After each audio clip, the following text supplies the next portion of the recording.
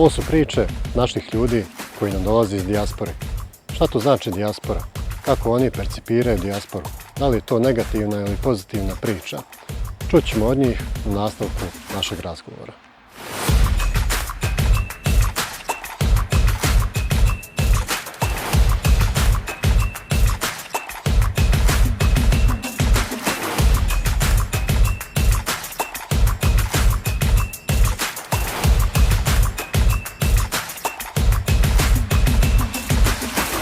Ove razgovore realizujemo zahvaljujući projektu Local Diaspora Meetup Building Bridges for Better Future koji je podržan od strane Švicarske ambasade u Bosni i Hercegovini. Gospodin Hadise, dobrodošli u našu emisiju. Hvala lijepo. Zahvaljujem vam se što ste odvojili vrijeme u vašem danas jako stisnutom rasporedu koji imate u Brčkom. Pa evo, za početak predstavite se ukratko i recite kakva je vaša poveznica sa dijasporom, pa ćemo nastaviti o vašem gustom rasporedu danas koji imate u Brčkom. Prije svega hvala vam puno na ovom pozivu. Drago mi je da sam došao u Brčko, kojeg sam zadnjih stvari par mjeseci sam ga par puta posjetio i nekad se desila ljubav na prvi pogled. Tako se meni ovaj grad zaista svidio. Inače poreklo sam iz Dervente, već godinama dugo već živim u Pragu u Češkoj. I to je ta moja poveznica sa dijasporom. Mada ja nekako taj pojam dijaspora mislim da činjenica da jeste da živim vani i tako, ali tim da mi je želja da se mi koji živimo vani sve više povezujemo sa svojom domovinom, možda da će taj pojam dijaspora vremenom postati malo deplasiran. To bi bila želja.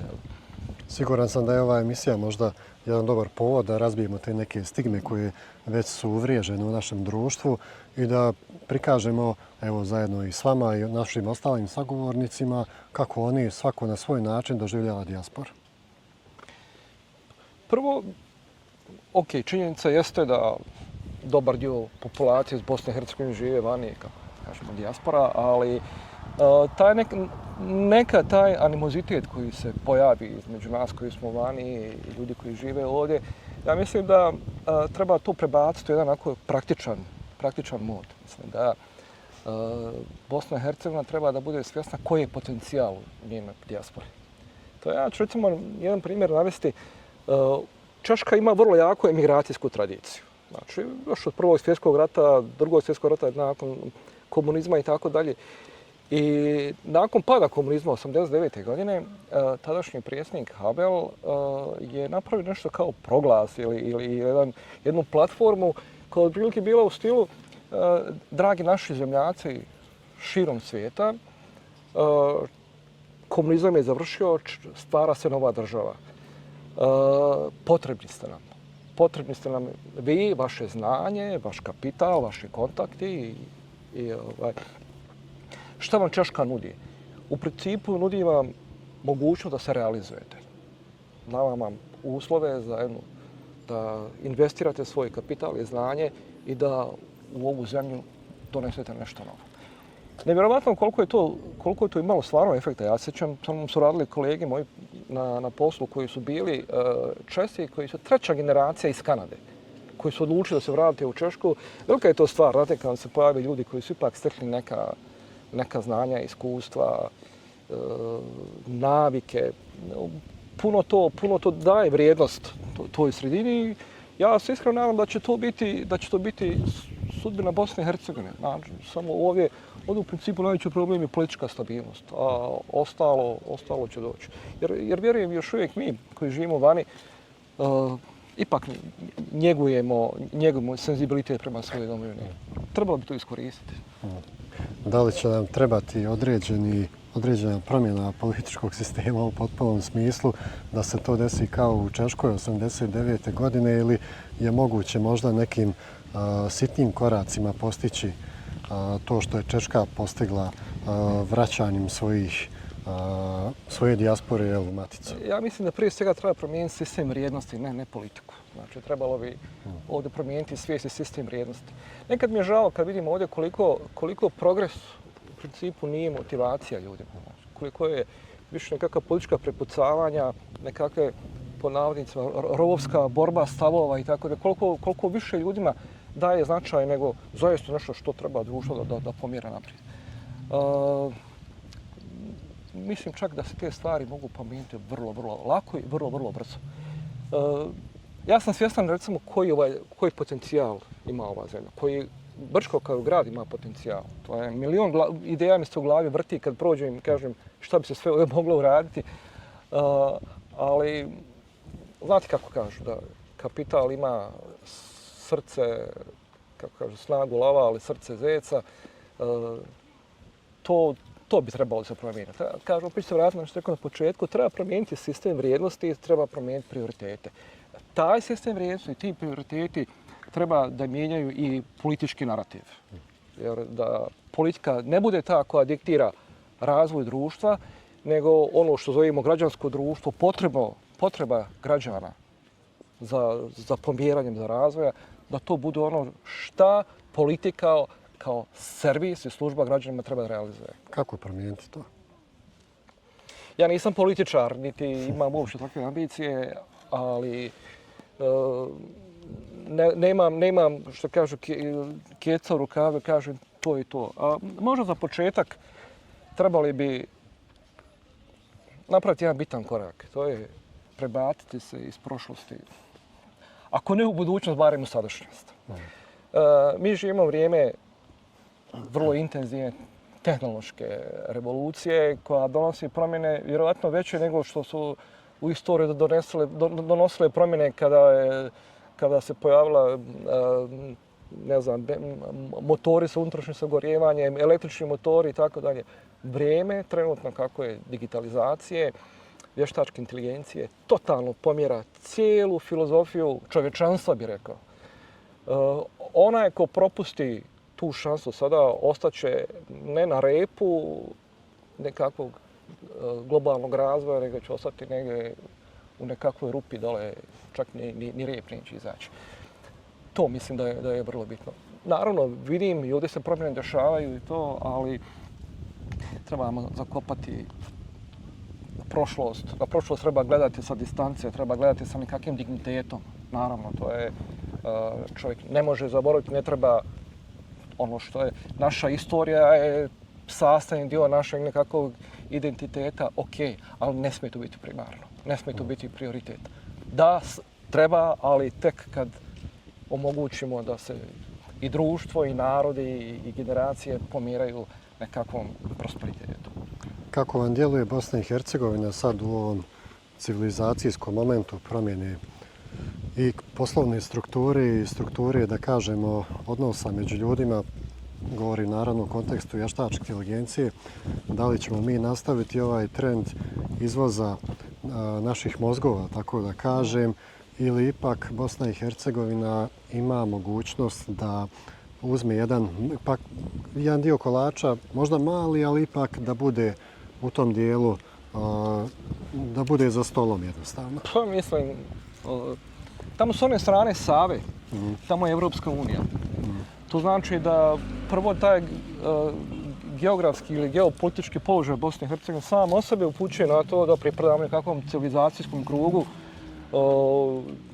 i rekao bi poslovnom krugu gdje samo se treba uključiti. Naravno, globalizacija je trend koji obično se kaže globalizacija nas uništava. Globalizacija postoji, malo te koliko postoji i neću kažem civilizacija, ali koliko postoji nekako moderno evropsko društvo. Treba biti dovoljno mudar pa znati u to nekakvim globalizacijskim trendovima, iskoristiti vlastite resurse i priključiti se u to. Ja mislim da Bosna ima ogromnu šansu. Možda sam zbog toga onako najviše i recimo tužan ili malo razočaran kad vidim koliko nam malo treba da se napravi jedan ogroman skok. Neću da tražim krivce, nisam politički analitičar i tako dalje, malo pre smo to spominjali, ali i dalje sam ubeđen da ovoj zemlji jako malo treba da napravi ogroman iskorak. Naš Nobelovac Ivo Andrić kaže da nekad nam je tako malo potrebno da nešto promijenimo kao što ste vi spomenuli, ali uvijek to malo je sve. i upravo zbog tog malo skoro pa nikada ne dođe do tih bitnih promjena u čovjekovoj svijesti, u nekim njegovim htjenjima i sličnim težnjama. Ja mislim da je to u velikoj mjeri indukovano. Ubeđen sam da postoji krug ljudi, ali opet je to, ne možemo da izbjegnemo ponovo priču o politici. Ja sam ubeđen da postoji krug političara kojima apsolutno nije u interesu bilo kakva promjena, bilo kakvo pomjeranje. To je, vrlo često slušam kad je u pitanju Evropska unija, ovdje nazore ljudi, pogotovo političara, kako o Evropsku uniju svrstavaju, da je to čista dekadencija, da je to nešto najgore što je civilizaciji desilo, mislim, totalno pogrešno. Naravno, Evropska unija nije idealna, vjerovatno proživljava svoju krizu, možda prije svega krizu nekakve vizije, nekakve filozofije, da kažemo, društvene. Ali i dalje to donosi toliko benefita živjeti na zapadu, da to nije samo prelazimo granicu da nema kontrola i tako dalje. Puno stvari postajete dio najrazvijenijeg društva, postajete dio ipak tamo gdje se stvaraju i realizuju ideje. To mislim, ako bi nešto ovoj zemlji poželio bi joj autoputeve i uključenje u Evropsku uniju. I kvalitetnije školstvo. A šta je to vas vratilo ovamo da posjećujete često Bosnu i Hercegovinu i da imate toliku želju da egzistirate ovdje i možda da investirate? Pa u principu nikad ja nisam potpuno otišao iz Bosne. Ja sam jedan među prvi koji je investirao u svoju zemlju neposredno nakon rata. Imam firmu u Sarajevu. I u to vrijeme imao sam neku ideju koja mi se činila dobro, da bi se dobro mogla realizovati u Bosni. Na kraju kraja se ispostavilo da to jeste. Drugo, možda je to bio nekakav moj lični mali eksperiment gdje sam htio da pokažem da mi koji živimo vani možemo da investiramo kapital u svojoj domovini, da se to sa distance, da se ne moram vratiti ovdje da bi nešto tu razvijao. I taj model me interesovao. Jer taj model zaista može da bude način kako dijaspora razvija ovu zemlju.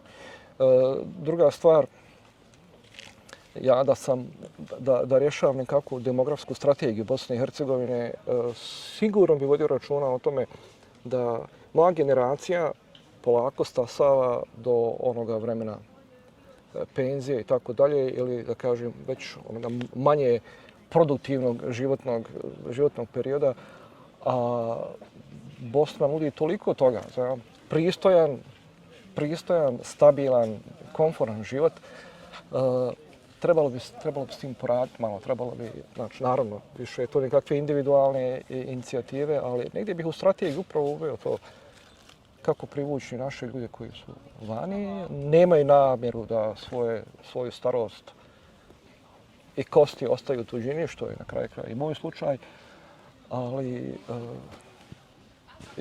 mislim upravo to da ova zemlja je prelijepa.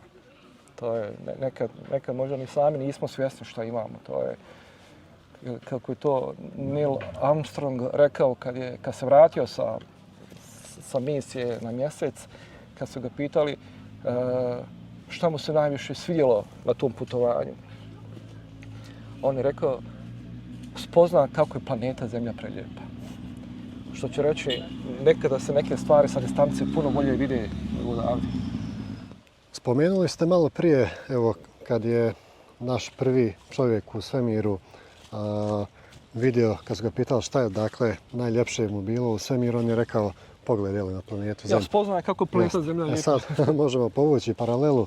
Naš narod kad ode u inostranstvo, odnosno naši državljani, veliki broj njih kaže da je Bosna lijepa samo dok se gleda izvana. A kad se vrati nazad, onda se primijete one i negativne stvari koje možda veliki broj njih tjeraju odavde. Opet, stvar percepcije, nekakvih ličnih preferencija i vrijednosti. Nekad u šali kažem, naravno kad sam u Češkoj i tamo nije sve idealno i tamo postoje stvari koje me izuzetno znaju da nerviraju i sve, onda kažem, ok, sad malo idem da napunim baterije, idem u Bosnu i onda kad dođemo ovdje, super mi je nekoliko dana, onda naravno počnem da primjećujem i neke nedostatke i tu. I onda sam shvatio da sam najsretniji kad sam na putu. Između. Što me nakon možda i odredilo moju nekakvu životnu sudbinu putnika, tako da dosta putujem po bijelom svijetu. Zanimljivo, evo da iskoristim priliku, naša organizacija koja realizuje ovaj projekat zove se i platforma, a projekat je manje više ima naziv i dijaspora. I svi kad pitaju šta znači to i, uglavnom misle da to znači nešto informatičko, jeli, neki kontekst ima. Međutim, i je ono između Bosna i Hercegovina i između Bosne i Hercegovina i dijaspora. Dakle, mi smo oni između, dakle, taj most koji spaja sve krajeve naše države, ali isto tako i most koji spaja našu državu sa dijasporom. Aha, znači, nešto kao vezimo tkivo. Jel? Tako je, tako je. Pa ja kažem, to je, ne bih ja tu diferenciju pravio toliko veliku. Ok, mislim, to je samo fizički smo negdje drugo, taj senzibilitet prema svojoj domovini i dalje nosimo i možda su mi i emisari, ambasadori svoje zemlje u svijetu. U velikoj mjeri jesmo, to je. Ja mislim da je zasluga za afirmaciju Bosne i vani u velikoj mjeri zahvaljujući našim ljudima koji tamo žive. To je, kad pogledate, mi smo prije nekih 10-ak možda godina pravili smo jednu izložbu u Pragu koja se zvalo 20/120. To je bilo znači 20 godina od našeg dolaska u Češku i 120 godina dolaska Čeha u Bosnu i Hercegovinu za vrijeme Austro-Ugarske. Tragovi češke i arhitekture i kulture dalje u Brčkom isto tako. To je, našao sam baš par vrlo interesantnih tragova. Tako da mislim da ta veza postoji i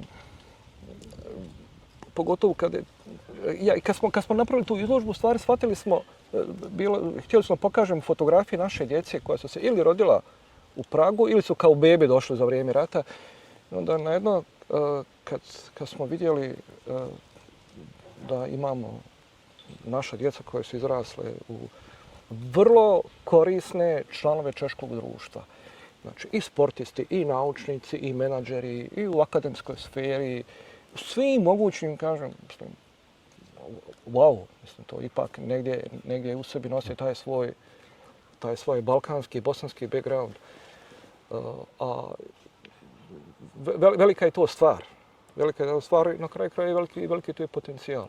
To što govorite možda najbolje oslikava tu veliku stvar, jeli, za češki narod, odnosno Češku republiku, to što, evo imam taj podatak da Češka republika najviše sredstava plasira u Bosnu i Hercegovinu kao stranu državu, najviše investicija i najviše sredstava koji idu preko projekata raznih agencija, organizacija i sl. Ja ne znam gdje je tu njihov geostrategijski interes, vjerovatno postoji, ali opet ne treba zaboraviti i taj senzibilitet iz vremena Austro-Ugarske. Mi ono što zovemo Austro-Ugarska u Bosni i Hercegovini, vjerujte mi, to je, usuđujem se reći, tako je to malo i moj hobi, izučavanje tih veza, pa to je 80% su to bili Česi. Znači, slabo je tu bilo i Austrijanaca i Mađara. Znači, na kraju krajeva dolaskom Austro-Ugarske ovdje u Bosnu i Hercegovinu, car Franjo Josip je osmislio da zamijeniti jednu staru, znači otomansku imperiju sada sa Austrijancima i Mađarima, da bi bio previše radikalna promjena i korak, tako da je Bosnu de facto prepustio Česima. Slavenski narod, bliži smo i kulturom i jezikom i tako da. Tako je de facto Bosna postala češka kolonija. I ja vjerujem da taj senzibilitet istog vremena se njeguje. Mogu bi navesti mnoštvo primjera istorijski vezano i za kulturu, za industrializaciju i tako dalje. A u aktualno vrijeme Češka ambasada ima jedan fantastičan program, a to je za besplatan studij naših studenata u Češkoj. Znači, već su na desetine, možda i stotine naših mladića i djevojaka iz Bosne. Znači, Češka, ne samo da je besplatan studij, Češka im čak daje državnu stipendiju. I to je sad, malo prije smo to spominjali bilo u današnje vrijeme, što znači biti na izvoru informacija, obrazovanja, to je fantastična stvar.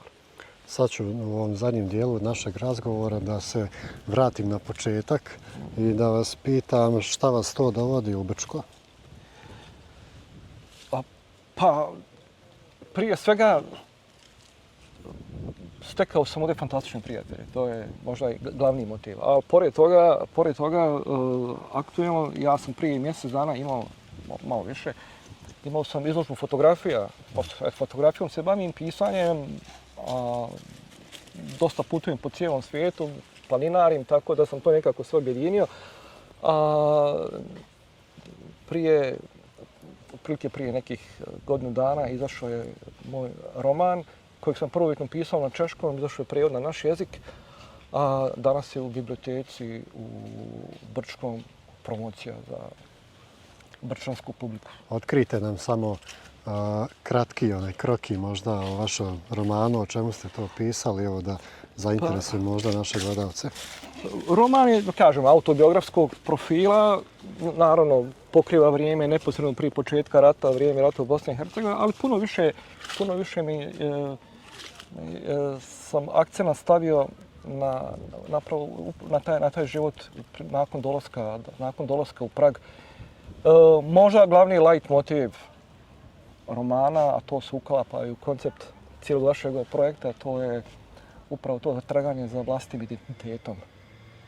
Pitanje da li čovjek, traganje za identitetom i nekoj svojoj pripadnosti. Pitanje da li čovjek mora da pripada negdje. Da li njegov život, njegovu sreću određuje mjesto njegovog života ili je to, kako kaže ona latinska izreka, ubi bene ibi patria, domovina je tamo gdje ti je lijepo. I otprilike tako i taj roman moj završava jednom sintagmom koja kaže da li ja negdje moram da pripadam, odnosno da li mogu da pripadam i Češkoj i Bosni. Ali nakon mojih putovanja po cijelom svijetu sam shvatio da ja mogu da pripadam cijelom svijetu i možda još bolje, taj cijeli svijet može pripada meni. Odlično. Ja ne bih više ništa dodao. Ovo nam je odličan završetak našeg razgovora. Želim vam puno sreće u promociji vašeg romana. Hvala puno. Hvala vam što ste podijelili vaše dragocjene minute s nama i sa našim gledalcima i nadam se da se vidimo možda u nekom drugom formatu, u nekom sljedećem razgovoru. Hvala puno na ovom pozivu. Brčko je definitivno na listi mojih prioriteta prilikom dolaska u domovinu, koju dalje smatram stvarno svojom domovinom.